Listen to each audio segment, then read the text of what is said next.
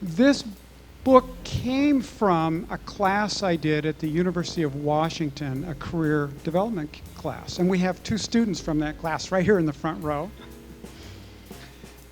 And three. And Ann Traver, old friend, old competitor, long-term associate of mine, asked me to come and do a talk to the class on negotiating your first salaries and fees. So the first thing to know is negotiation is expected.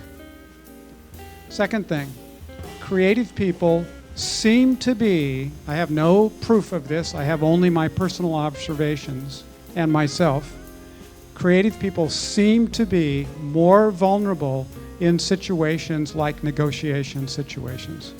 Why are we more vulnerable?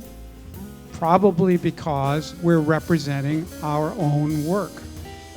And the third thing is that there are tools and techniques that have been developed to negotiate. There's lots of material from people like me. There's lots of good books on negotiation.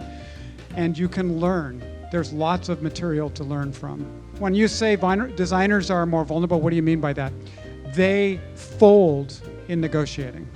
They roll over. They give in too quickly. They are uncomfortable with the situation, so they give the client a $100,000 budget, the client to do something that for a gigantic corporation where $100,000 is not a big deal, and the client says, we only have $70,000. Instead of saying why or asking a few questions, they say, okay, we'll figure out how to do it for 70. How soon can I get started?